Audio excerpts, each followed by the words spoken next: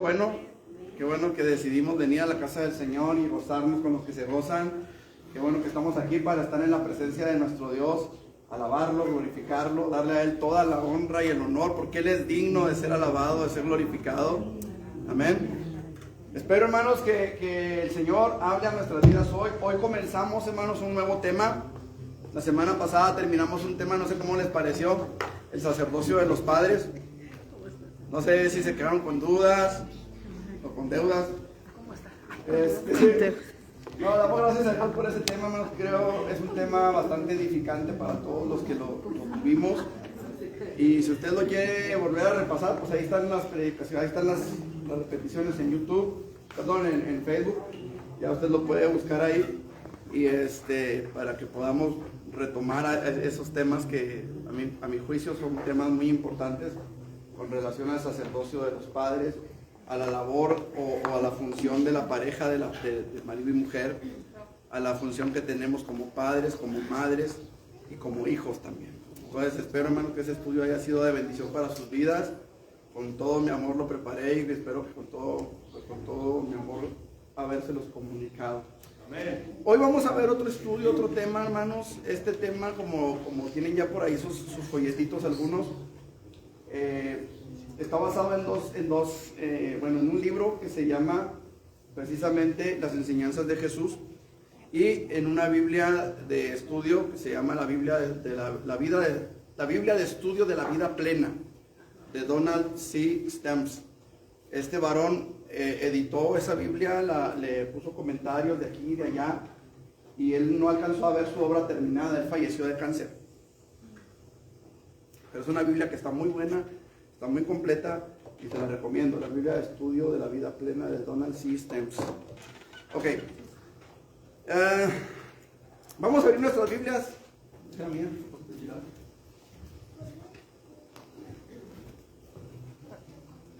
Vamos a la Biblia, hermanos, Mateo capítulo 5. ¿En qué? Mateo capítulo 5.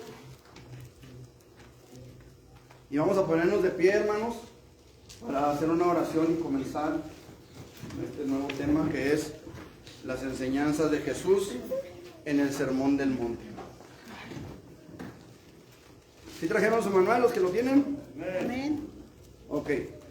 Lo pueden abrir, lo pueden ir leyendo junto conmigo, o lo pueden guardar y tenerlo en casa para referencias posteriores. La idea de ese manual es que ustedes lo puedan repasar en casa, lo puedan analizar, lo puedan ir leyendo. Pueden irlo ir leyendo aquí junto conmigo, como les comento, porque si alguna cosa les llama la atención pueden preguntar. Y la idea es que los cuestionarios que vienen al final de cada lección ustedes los puedan contestar en base a lo que aquí vimos y en base a lo que está también en el manual. ¿Por qué digo lo que aquí vimos y lo que está también en el manual?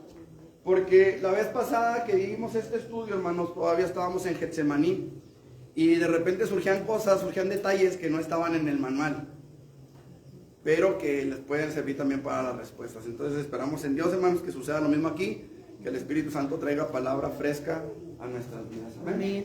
Gloria a Dios. Vamos a orar. Leti, por favor, nos dirige. Padre, te damos gracias, Señor, en esta mañana, En Señor. el nombre de Jesús. Primeramente por la vida que nos concedes. Muchas Señor, gracias, Padre. por tu misericordia, Señor. Te adoramos, que tuviste para con nosotros, Señor. Te exaltamos. Al momento de venir a nuestras vidas Te y damos la revelarte, gloria, Señor. la honra. Creo que nunca terminaremos, Señor, o nunca, Señor, nos cansaremos, más bien dicho, de darte gracias, Señor, por tantas misericordias que tú haces con nuestras vidas, Señor. Y por habernos rescatado, Gracias, Señor, de aquella vida, Señor, donde caminábamos sin esperanza alguna. Y gracias por reunirnos, Señor, en esta mañana para buscar tu nombre. Permite, Señor, que tu Espíritu Santo, Señor, traiga a nuestro corazón la enseñanza que tú tienes para nuestras vidas en esta mañana, en el nombre de Cristo Jesús. Amén. Amén. Gracias. Mateo capítulo 5, versículo 1. ¿Lo tienen? Amén. Dice la palabra del Señor: viendo la multitud, subió al monte, y sentándose vinieron a él sus discípulos, y abriendo su boca les enseñaba. Aleluya. ¿Pueden sentarse, mis hermanos?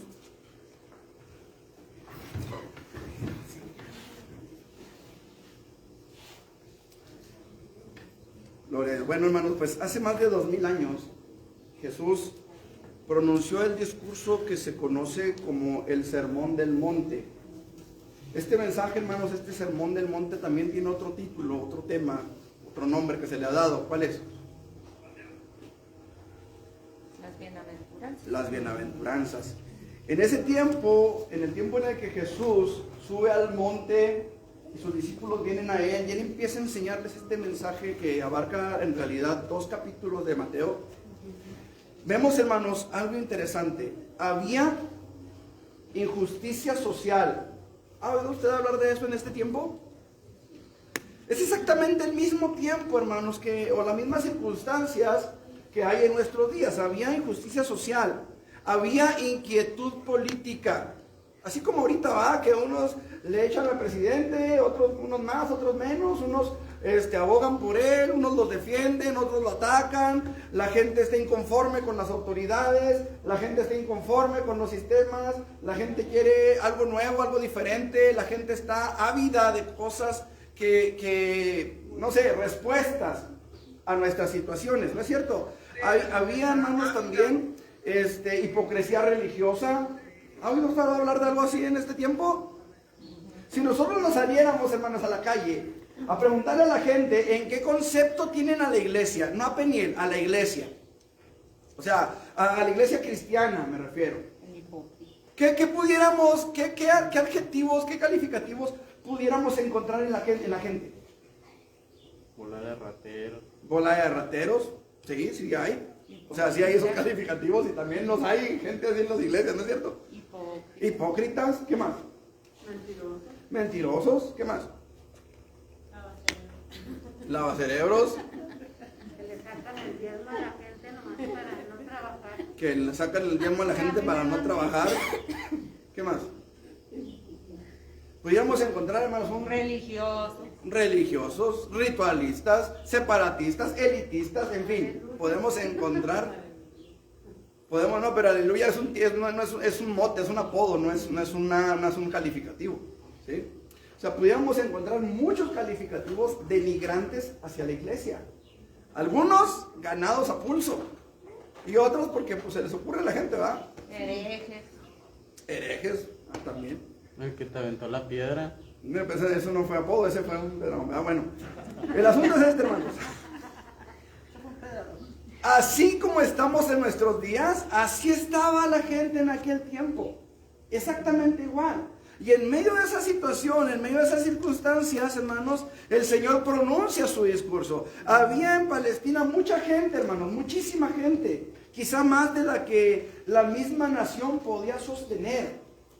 No había tantas cosas en las cuales trabajar. ¿Me explico? Había mucha gente que pedía limosna, había muchos asaltantes en los caminos, había muchas situaciones, hermanos, que podemos verlas reflejadas en nuestros días. ¿No es cierto? Si usted se pone un poquito a ver las noticias, que fue ayer, estaba yo viendo de unas personas, ¿verdad? Que van unas personas corriendo y tratan de subirse a un camión. Pero al momento de subirse al camión llega una camioneta roja de 4 puertas, una troca de 4 puertas, una Ford, y le cierra el paso al camión. Y estas personas que querían subirse al camión empiezan a caminar por la banqueta a darle la vuelta al camión. Pero por este señor que iba manejando la troca se da la vuelta, va y atropella a uno de ellos y el otro sale corriendo. Bueno, de hecho los dos iban corriendo ya. Y esta camioneta atropella a uno, lo arrolla, ¿verdad? Se queda tirado en la banqueta. Y la camioneta se sigue y busca al otro y lo atropella también. Le pasa la camioneta por encima. ¿Sí? Entonces este señor sale por la parte de abajo de la camioneta, por detrás de la camioneta y sale corriendo, hermanos, después de atropellado. Y se va corriendo, de la camioneta se baja el chofer, el conductor, y se baja una mujer también. Entonces la mujer va y se sube al lado del conductor para manejar la camioneta mientras el señor iba corriendo detrás del otro. Y detrás de ellos dos iban corriendo también un oficial de la Guardia Nacional, y sí, así se llamaba, la Guardia Nacional, y otra persona que iban corriendo detrás de los dos atropellados, hermanos. ¿Qué pasó? Que los dos atropellados habían asaltado antes a los de la camioneta roja, a la señora. Entonces, ese tipo de situaciones, hermanos, es bien común en México. A lo mejor no que los atropellen, ¿va? Pero los asaltos, los golpes. ¿Qué fue ayer? Estábamos viendo una noticia sobre un partido de fútbol. Ayer fue anoche. Ayer en la noche. Que incluso llevaban a una persona ya inconsciente, creo lo llevaban en peso, lo llevaban entre varias personas. Una mujer creo que lo llevaba y lo jalan otra vez al hombre, lo jalan, lo tiran al piso y empiezan a golpearlo desmayado, hermanos. O sea, ya inconsciente la persona. Ese tipo de situaciones, hermanos, se vivían en aquel tiempo. A lo mejor no por un equipo de fútbol, pero había mucha maldad, había mucha necesidad, había una situación, hermanos, que ya no se podía sostener. A causa de la escasez que había muchos mendigos, repito, y los robos eran muy frecuentes. Por eso, cuando Jesús narra la historia del samaritano, del buen samaritano, ¿se acuerdan? Y él habla acerca de un hombre que iba de Palestina a Jerusalén o algo así, y lo asaltan en el camino. Era algo muy común. Jesús usó cosas muy comunes para sus enseñanzas, ¿sí? El Imperio Romano, hermanos, había subyugado a casi todo el mundo conocido, y aunque mantenía un orden político estable, sus cobradores de impuestos se enriquecían mediante una deshonestidad ampliamente conocida por el pueblo. Inclusive los que murieron con Jesús eran ladrones. Algunos de ellos. Bueno, los dos que estaban en la cruz, ¿verdad? Ajá. Los dos que estaban en las cruces, ciertamente eran ladrones. A uno le pusieron el buen ladrón y al otro el mal ladrón, ¿verdad? Para mí los dos eran malos porque los dos eran rateros y a los dos los agarraron. Entonces, No servían para la profesión. no servían para la profesión, ¿verdad? Entonces, el asunto es este, hermanos. La gente estaba inquieta. La gente estaba esperando a un Mesías que viniera y rompiera el yugo de los romanos. Usted sabe que cuando especialmente en aquellos tiempos, aunque también en nuestros tiempos se dan los conocidos crímenes de guerra. ¿Qué es eso? Es cuando un ejército logra vencer a otro o está venciendo al otro y aprovechándose de eso hacen barbaridad y media contra la gente de aquel pueblo, de aquella ciudad, de aquella nación. Lo tenemos, por ejemplo, en el caso muy reciente de los nazis. Hoy digo muy reciente hablando en cuanto al Imperio Romano, ¿verdad? Pero los nazis, hermanos, mataron a, ¿qué? 11 millones o 6 millones de judíos. 11 millones. 6 millones de judíos. 6 millones de judíos. Más los gitanos, ¿verdad? Se completaron los 11 millones. Entonces, imagínense eso. 11 millones de personas, hermanos, brutalmente asesinadas, esclavizadas por un ejército que logró vencerles. Entonces, eso es lo que más o menos se veía en el Imperio Romano. Aunque Roma mantenía un orden estable, lo cierto es que los romanos abusaban hasta cierto punto de las personas que tenían subyugadas. Eran esclavos, no tenían opinión, no tenían nada que alegar. ¿Me explico? Ahora, Y por eso mismo cayó después. exactamente. Ahora, la gente estaba inquieta. La gente, por ejemplo, podemos hablar de un Judas Macabeo, por ejemplo, que dirigió una revuelta que finalmente terminó en Masada, o Matsada, como quieran llamar, con la muerte de, creo que eran 300 judíos que vivían en Matsada, en una peña, en un risco donde habían construido toda una ciudad, todo un complejo. Usted lo puede buscar ahí en internet, va a buscar Masada, así póngale, y va a ver usted toda una ciudad establecida en la cima de un risco. Hasta allá llegaron los romanos, hicieron una rampa de tierra y llegaron hasta allá, y cuando llegaron los revoltosos, pues los rebeldes, ya se habían suicidado porque prefirieron matarse antes que caer otra vez en manos de los romanos. Pero el asunto es ese, la gente estaba inquieta. Algunos pensaban que con la derrota del Imperio Romano se lograría una vida mejor. Y confiando en el poder de la espada, ellos esperaban el momento propicio de levantarse en armas en contra de Roma. Eran jóvenes, eran obreros, eran campesinos. Y mientras tanto, otros pensaban que cooperando con el Imperio Romano iban a tener mejores puestos, iban a tener puestos políticos, iban a tener riqueza, iban a tener un lugar de influencia y de poder entre el pueblo. Ciertamente, ¿verdad? Los publicanos ejercían su autoridad delegada por los romanos, porque los publicanos, hermanos, eran judíos, no eran gente de Roma, eran judíos los publicanos. A Jesús lo acusaron de que se juntaba con ¿quiénes? Con publicanos. Publicanos y pecadores. Con publicanos y pecadores. Ahora escuchen esto, hermanos, porque entre la nación judía había una cierta distinción de clases o de castas, de razas, más bien de castas y de clases. ¿Saben ustedes que a los publicanos los tenían hasta abajo? ¿Por qué? Porque eran judíos, pero eran judíos que trabajaban para Roma, trabajaban para los invasores y se aprovechaban de eso para enriquecerse. ¿Se acuerdan de un tal Saqueo que saqueaba a todo el mundo? Sí. Yo creo que de ahí viene esa palabra, ¿no? Ahí hicieron un saqueo, ahí vaciaron todo.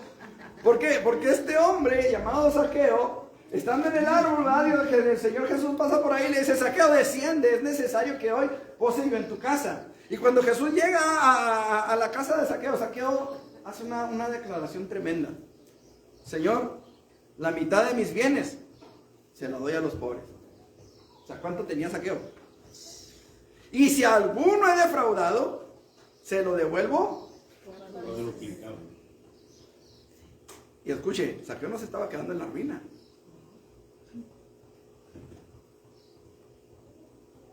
O sea, es algo interesante, hermano. Saqueo era un publicano. Mateo era un publicano. ¿Y porque todos los publicanos terminaban en Neo?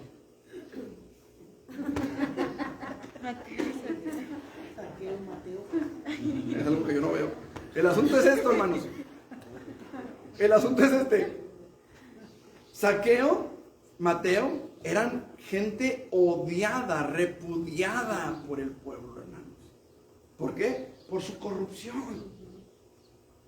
Era una corrupción tan manifiesta, tan clara, como exactamente pasa en nuestros tiempos, hermanos. ¿Cuántos ya pagaron sus placas a propósito de enchiladas? No desvíe la mirada. Miren, aquí en México nos sucedió algo curioso. Rifaron un avión sin avión. Sí, Y nos están cobrando las placas y no hay placas. no hay placa. En mayo O sea, la corrupción a todo lo que da, hermanos. O sea, me explico.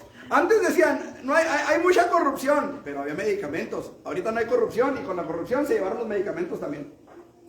O sea, ¿cómo está la cosa? Así estaban las cosas en Israel. Así estaban las cosas en todo ese lugar. Muchos pensaban entonces, hermanos, que llegando el Mesías, que estando el Mesías ahí, el Mesías se iba a levantar, hermanos, y podrían lograr subyugar a los romanos y podrían librarse de ellos y podrían echarlos fuera de su tierra y podrían vivir en libertad y serían felices nuevamente en las tierras que Dios les había dado como herencia, ¿sí? En aquellos días como hoy, la gente tenía hambre física y espiritual. Porque déjeme decirle, hermano, allá afuera hay gente que tiene hambre espiritual. Hay gente que tiene hambre física, sí la hay. Ahorita pregúntenles a los ucranianos, por ejemplo. Pregúntenles no sé, a la gente en Michoacán, en Zacatecas, donde ha llegado el narco, hermanos, a echar fuera a todo mundo. O a obligarlos a trabajar para ellos. Están trabajando en las drogas en lugar de trabajar en las tierras. Están sembrando marihuana en lugar de sembrar maíz, en lugar de sembrar frijol, en lugar de sembrar tomate, en lugar de sembrar cosas que alimentan el cuerpo. Se está yendo toda la energía de la gente, se está yendo a las drogas. ¿Por qué? Porque hay dinero, porque hay corrupción.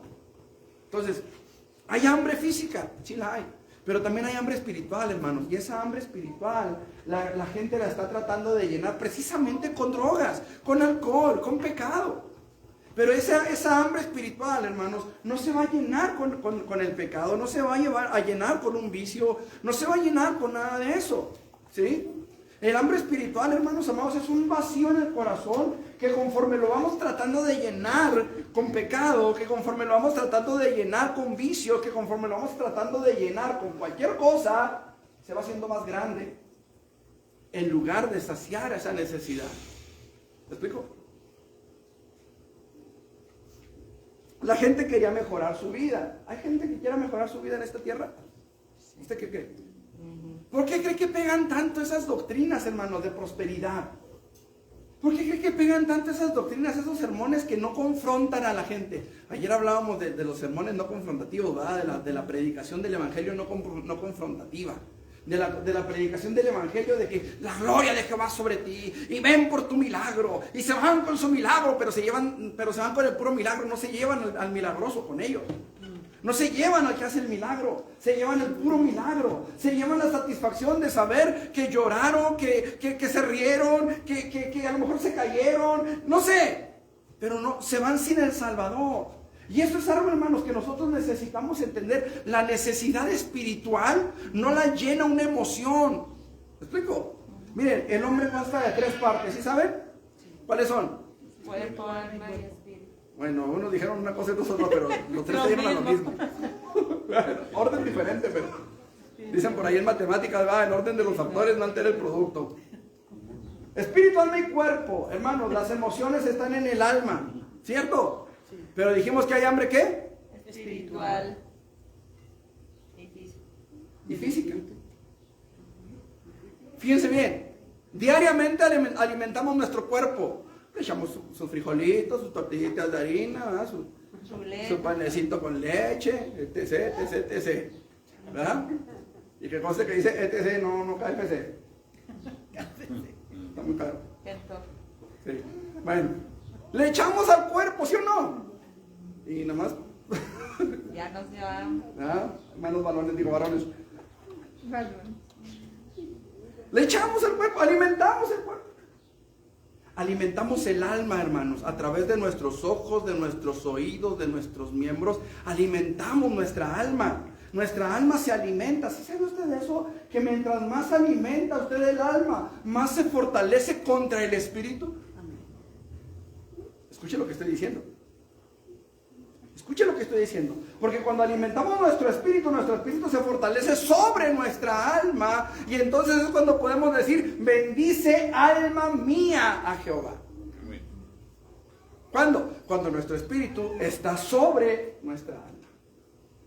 ¿Sí me explico? Amén. Entonces el problema es que a veces nos enfocamos tanto en alimentar nuestro cuerpo. Nos esforzamos tanto en alimentar nuestro físico, ¿sí? Y aunque no nos esforcemos, alimentamos el alma, pero a veces no alimentamos el espíritu. A veces tenemos al espíritu en ayunas y nuestra alma regordeta, rechoncheta, va y fortalecida sobre nuestro espíritu o contra el espíritu. Acuérdense que la Biblia dice, hermanos, que las obras de la carne se oponen al espíritu. Nuestra carne se opone al espíritu. Y cuando hablamos de que nuestra carne se opone al espíritu para que no hagamos lo que quisiéramos, lo que estamos hablando, hermanos amados, es que nuestra alma se está fortaleciendo a tal grado que tomamos nosotros las riendas, tomamos nosotros las decisiones. ¿Dónde está la capacidad de decidir? ¿En nuestra mente? ¿Sí o no? En nuestra alma, hermanos. Nuestra mente es parte del alma. Nuestra alma contiene nuestro raciocinio. Nuestra alma contiene nuestra voluntad. Nuestra alma contiene nuestras emociones. Hermanos, escuchen. A veces venimos y nos alimentamos de emoción. Miren, yo sé, yo entiendo y yo creo que el mover del Espíritu Santo a veces es tan fuerte que nos hace temblar, que nos hace llorar, que nuestra carne reacciona ante el poder del Espíritu Santo. Lo creo, lo sé. Yo me he caído por lo menos una vez por obra del Espíritu Santo. Una vez. Pero también me ha tocado muchas veces, ¿verdad?, que llegan y me hacen así la licuadora en la cabeza y no me avientan así. Y se va la gente bien contenta. ¡Ay, me tocó el espíritu! Sí, el espíritu de aquel. Y eso quién sabe si es el espíritu de aquel. ¿No es cierto? Pero nos emociona. Nos sentimos gozosos. Nos gozamos en las alabanzas. Sí, gloria a Dios por las alabanzas. Qué bueno que Dios haya inspirado a gente a escribir algo que nos gozamos alabando y glorificando el nombre del Señor. Pero el cristianismo es mucho más que simplemente gozarnos. ¿O qué no dice la palabra? Gozados con los que se gozan y... Ahora, todo eso son emociones. Todo eso es emoción, ¿sí o no? Es importante, hermanos, entonces, que nosotros entendamos.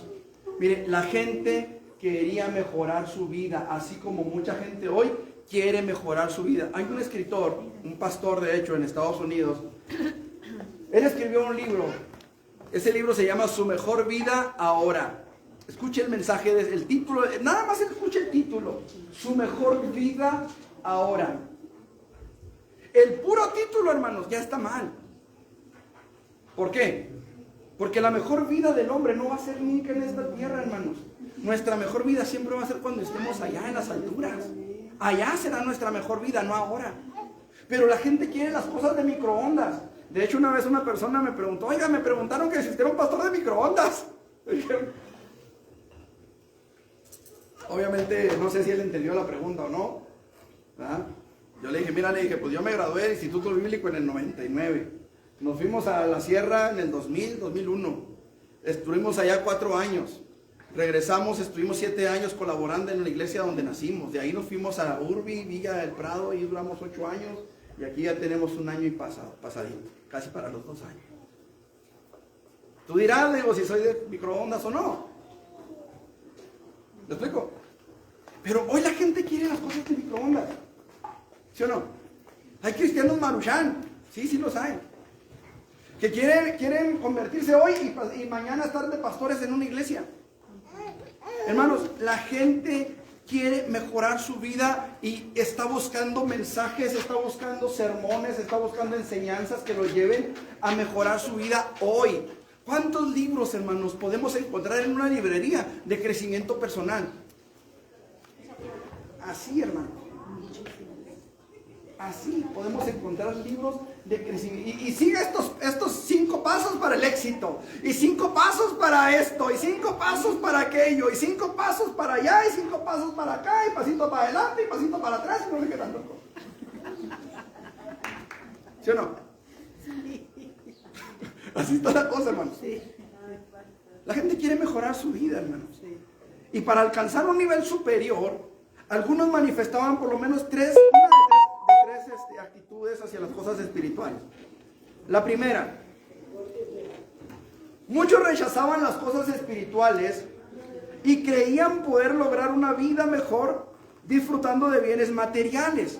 Se vestían de lujo, organizaban fiestas muy elegantes y todo eso enfatizaba el contraste entre ricos y pobres.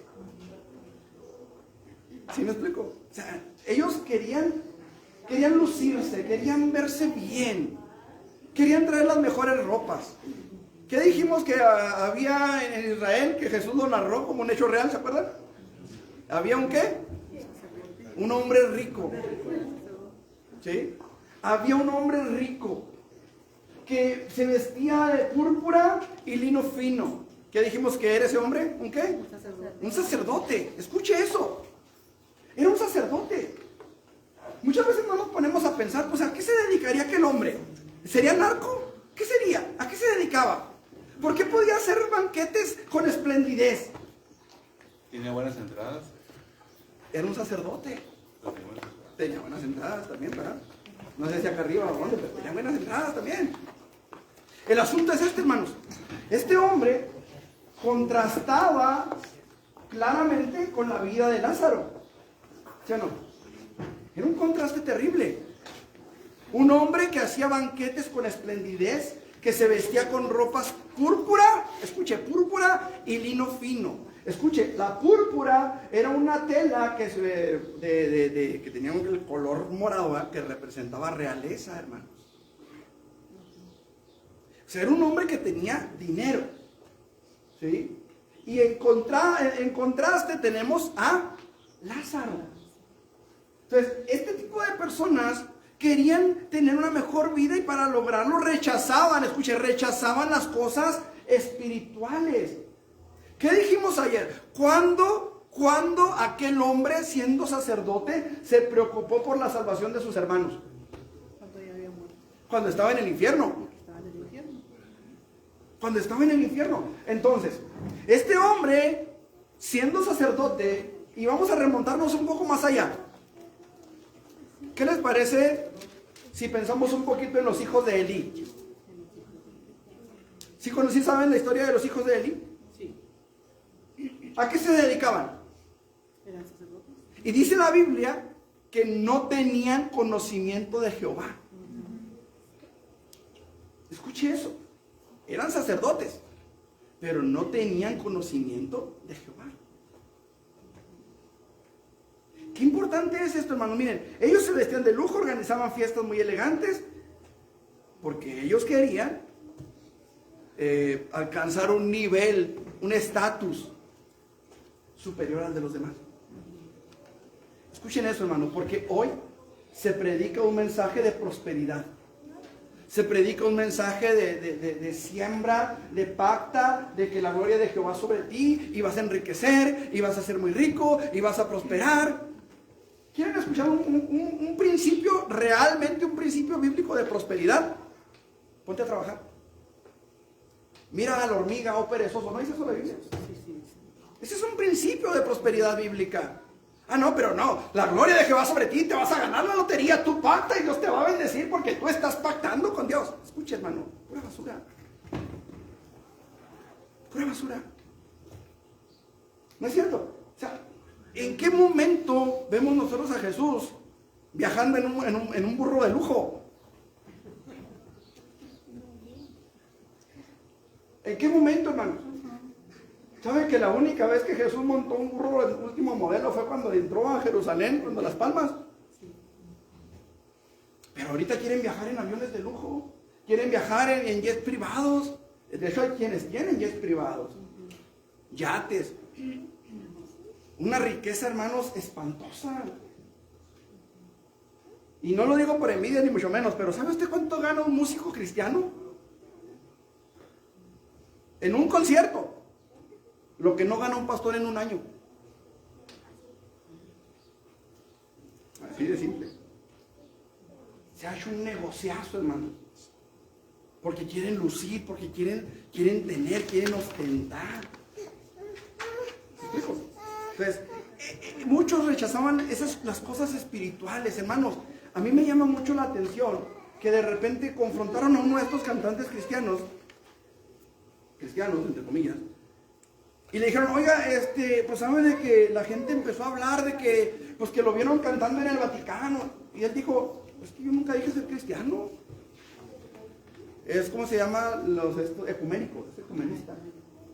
Si yo nunca dije ser cristiano, yo soy católico, dijo él. Yo no sé cuántos lo han escuchado, se llama Les Campos. Dijo él, yo no soy cristiano, yo soy católico. Yo nunca dije ser cristiano. Ustedes no tienen nada que reclamarme. Ahí van las ovejitas, Nomás nos falta estar como la muchachita esa que estaba llorando porque no podía entrar al concierto de Bad Bunny. Hermanos, estamos cayendo en una situación terrible, hermanos.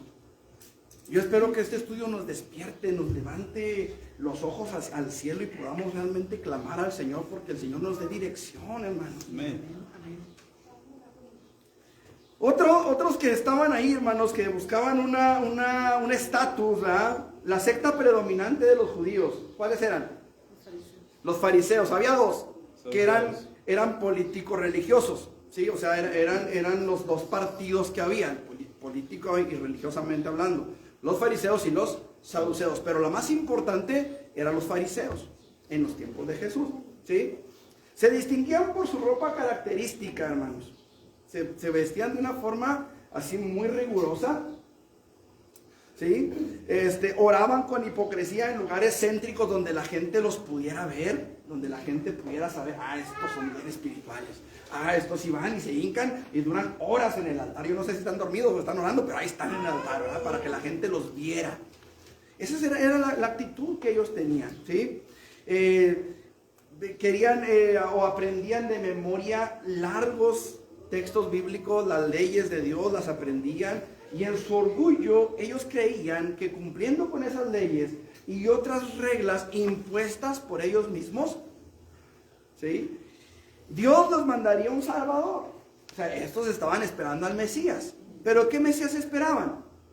Ellos esperaban a un Mesías que estableciera su reino en la tierra y que les diera a ellos puestos políticos, altos puestos políticos. Que los liberara de Roma. ¿Cómo? Que los liberara de Roma. Que los liberara de Roma, ¿va? Y ser ellos los mandamases. Querían ejercer un dominio sobre la iglesia, o sobre el pueblo de Israel, mejor dicho. Querían establecerse ellos mismos. Hermanos, esto no es grilla, es política. Así es la política en nuestros días. Así es la política en nuestros tiempos. ¿Cuántas veces nos ha tocado, hermanos, que ¡ay, se convirtió César Duarte! ¿Dónde está César Duarte? ¡Ay, es que vino vino Dante Gebel al estadio olímpico. Ay, ahí pasó César Duarte y se arrepintió. Pues cómo no, si estaba lleno de cristianos alrededor. Es política, hermanos. Es política. ¿Cuántas veces nos han invitado a nosotros los pastores, hermanos, a un desayuno con la presidencia municipal, con el gobierno del estado? ¿Cuántas veces nos han invitado a ese tipo de situaciones a los pastores? ¿Sabe por qué? Porque quieren que los pastores convenzamos a la iglesia de votar por tal o cual candidato. Eso es política, hermano. Es política. Así estaban los fariseos. Así que si usted ve que se convierte otro gobernador, hermano, primero vea los frutos y luego diga que fue cristiano. ¿Me explico? Porque así hay muchos, hermanos. Así están muchos. Simple y sencillamente, hermanos, se les acaba el mercado allá en el mundo y se convierten en cristianos. Yuri es pastora. Ay, gloria a Dios. Es pastora. Y sale en la televisión y dice, lo cristiano no me quita lo jacarandosa. O sea, ¿cómo? ¿Dónde está el fruto del Espíritu? ¿Dónde está el cambio? ¿Dónde está el nuevo nacimiento? ¿Me estoy haciendo entender? Es política, hermanos. Es política. Había otra clase de gente también, hermanos. Gente fiel y devota que confiaba en la venida del Mesías y esperaba la venida del Mesías. El Mesías sanaría sus enfermedades. El Mesías quitaría su aflicción, quitaría su dolor, los consolaría, los guiaría a la presencia de Dios, ¿sí? Y subiendo a una colina, hermanos, el Señor Jesucristo sube a esta colina, se sienta ahí y enseña los principios básicos de la vida cristiana. ¿Cuáles son estos principios básicos de la vida cristiana? Son al menos 5, hermanos. Y cada uno de estos 5 principios lo vamos a ir viendo y lo vamos a ir desarrollando en el paso de esta lección o de este tema. Espero en el Señor, hermanos, que el Señor nos dé gracia y que podamos avanzar y que podamos caminar y que podamos ir aprendiendo. Amén. Muy bien, primera situación. ¿Cómo es el cristiano? ¿Cómo es el cristiano? Mateo capítulo 5, versículos 3 al 12.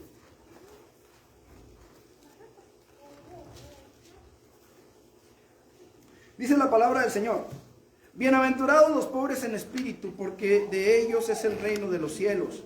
Bienaventurados los que lloran, porque ellos recibirán consolación. Bienaventurados los mansos, porque ellos recibirán la tierra por heredad. Bienaventurados los que tienen hambre y sed de justicia, porque ellos serán saciados. Bienaventurados los misericordiosos, porque ellos alcanzarán misericordia. Bienaventurados los de limpio corazón, porque ellos verán a Dios. Bienaventurados los pacificadores, porque ellos serán llamados hijos de Dios. Bienaventurados los que padecen persecución por causa de la justicia, porque de ellos es el reino de los cielos.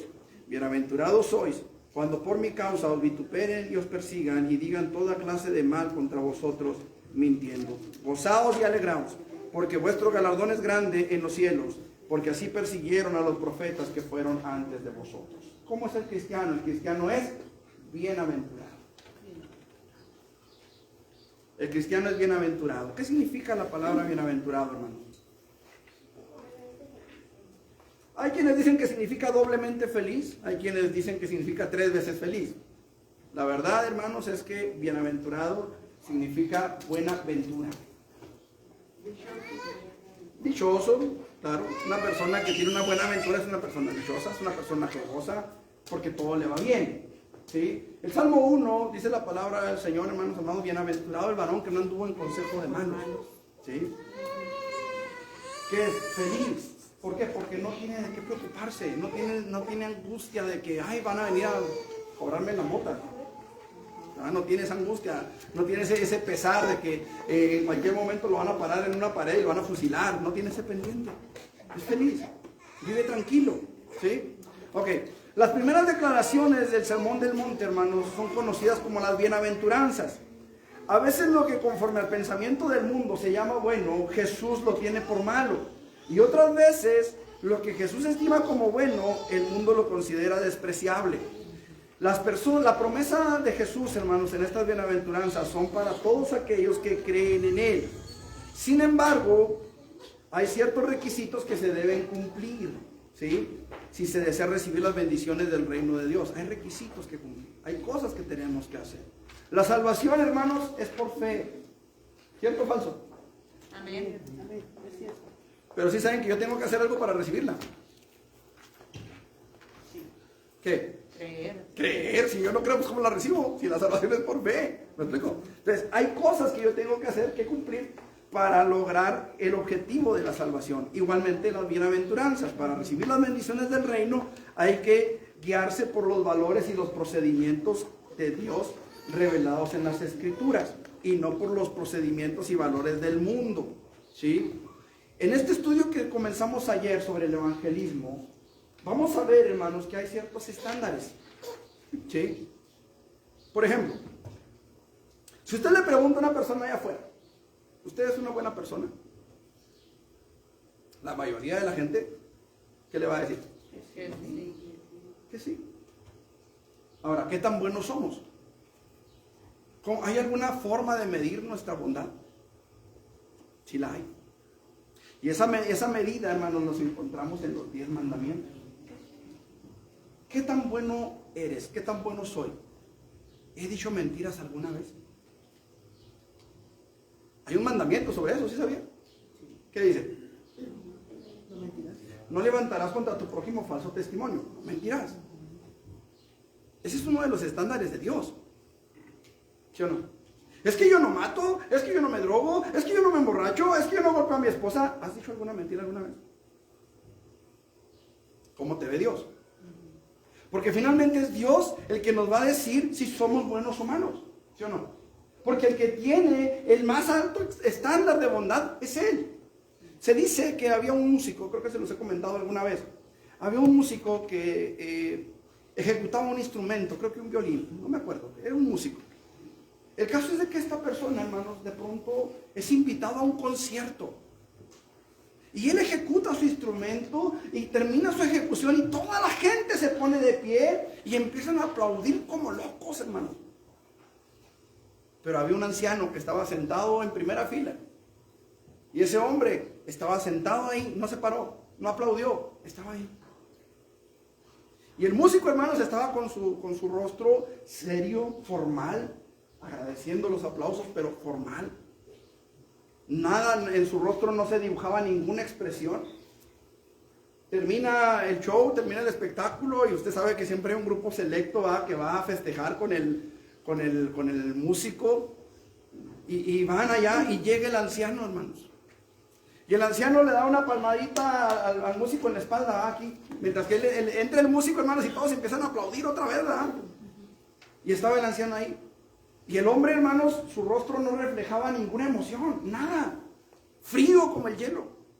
Pero llega ese hombre, ese anciano, le da una palmadita en la espalda y le dice: muchacho, lo hiciste bien. Y entonces ese muchacho se sonríe. ¿Quién era ese viejito? Era su maestro.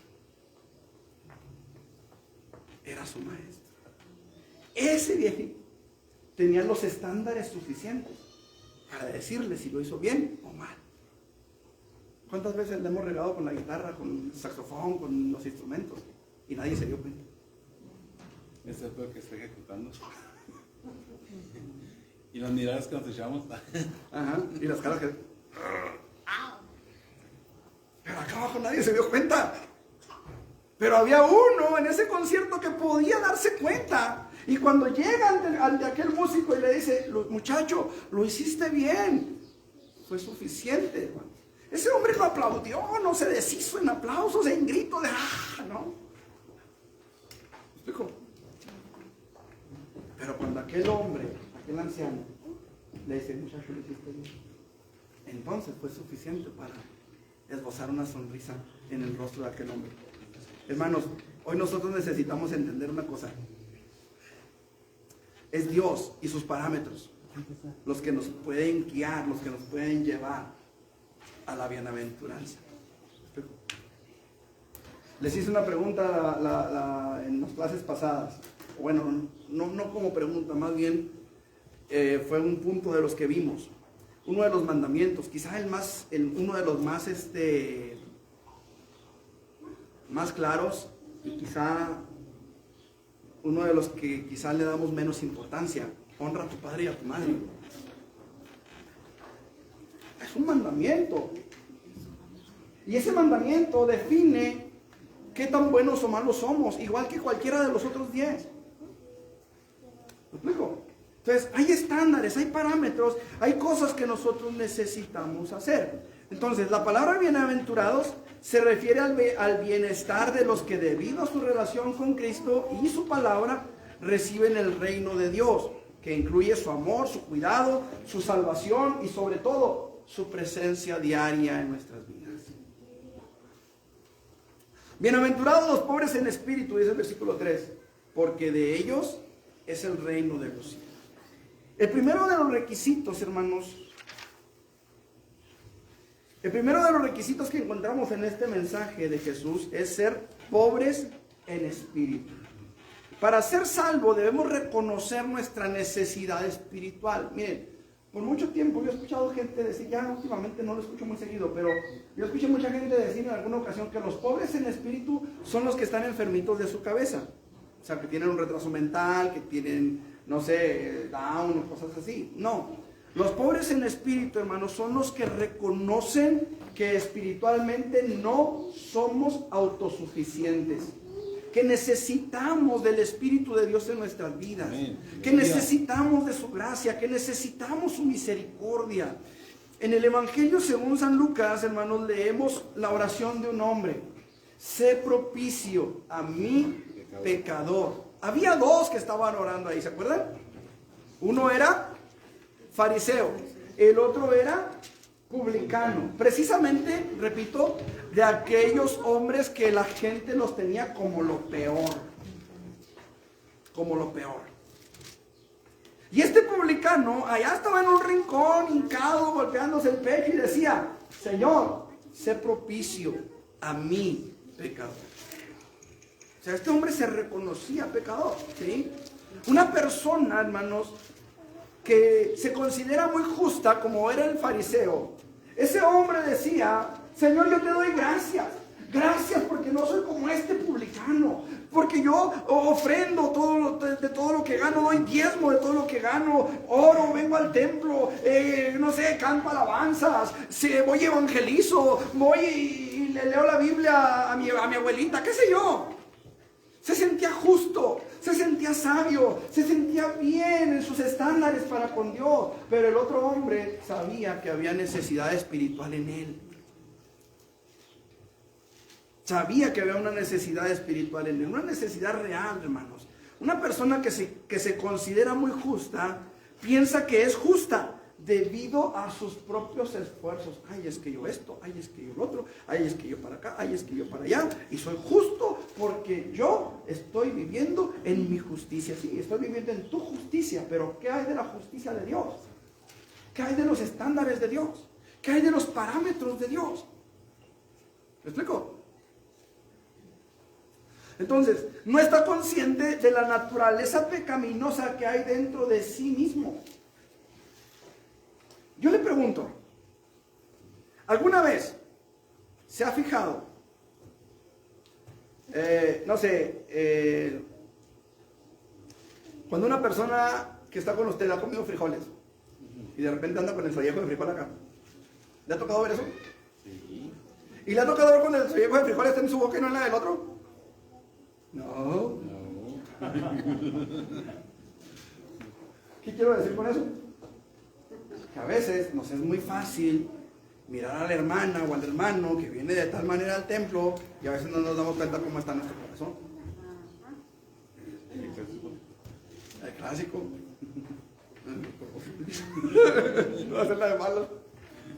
Pero sí nos estamos dando cuenta, hermanos, de lo que se trata.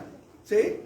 A veces nos es muy fácil ver la injusticia de los demás y no nos damos cuenta de cómo estamos nosotros. La palabra del Señor es clara y dice, cuando el siervo cae, dice, para su Señor cae o está de pie. Pero poderoso es Dios, dice, que es capaz de sostenerlo en pie. Aleluya. ¿Sí? Amén. O sea, nosotros no podemos juzgar al siervo ajeno porque no sabemos cómo está su corazón delante de Dios. A veces podemos pensar, ay, es que el hermano es un dechado de santidad. ¿Será? Solo Dios conoce sus corazones. O sea, miren, por ejemplo, cada año, hermanos, la iglesia popular levanta nuevos santos. Ah, es que hicieron esto, es que hicieron aquello. No sé, Santa Claus, por ejemplo. ¿Sabían ustedes que sí existió un San Nicolás? Sí. Y que ese hombre, siendo muy rico, vendió todo lo que tenía y lo dedicó a los pobres, a los niños pobres. Y de ahí salió San Nicolás, que después llegó a ser el Santa Claus, que ya después fue un personaje ficticio, más mítico que real. Y se le empezó a dar una cierta adoración a ese hombre, a ese ahora mono, ¿verdad? Que ya no tiene nada que ver con el original. Ya no es el viejo gordo ese que se ríe, no. Eso es puro mito, ¿verdad? Eso no existe. Pero el asunto es este, hermanos. Espero no estés echando a perder la vida a los niños que están aquí, ¿verdad? Pero preferible echárselas a perder aquí, no que vivan toda su vida en idolatría. El asunto es este, hermanos.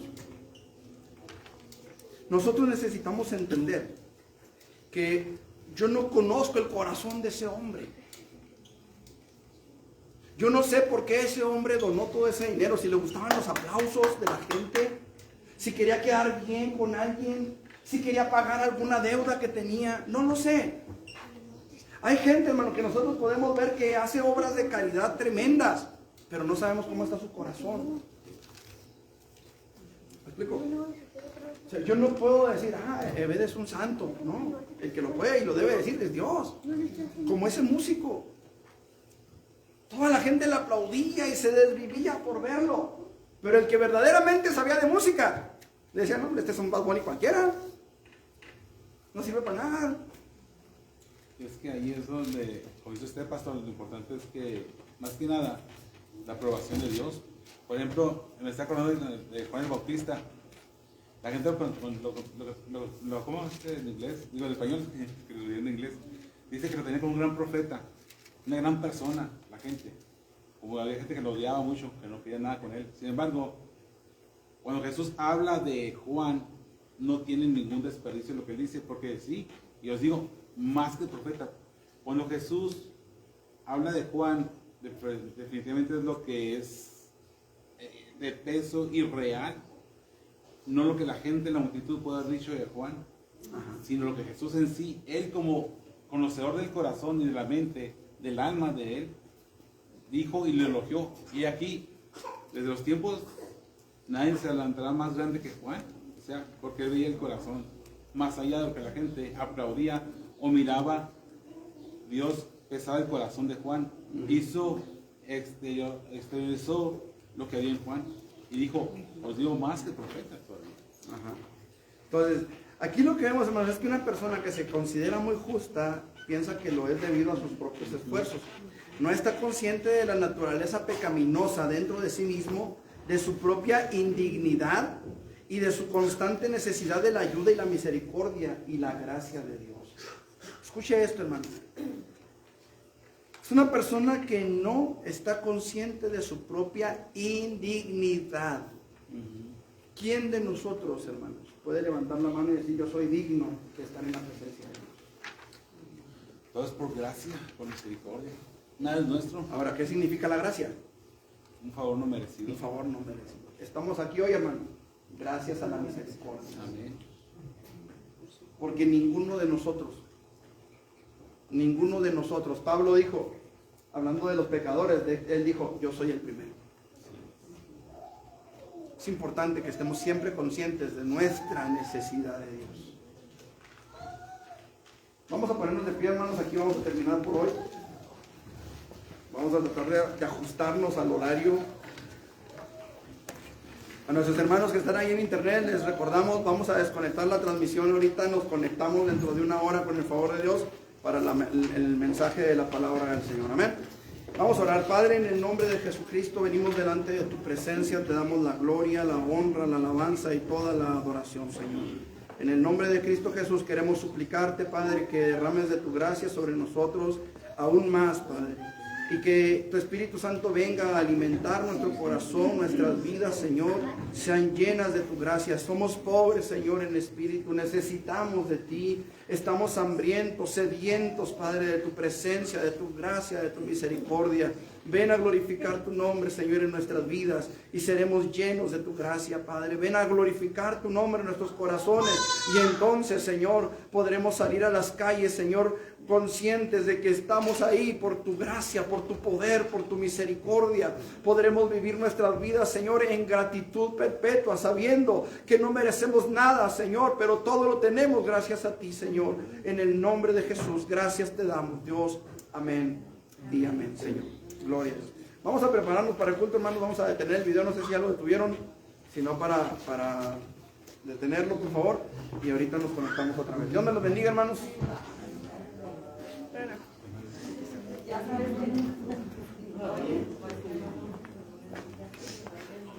Sí, No lo alcanzo.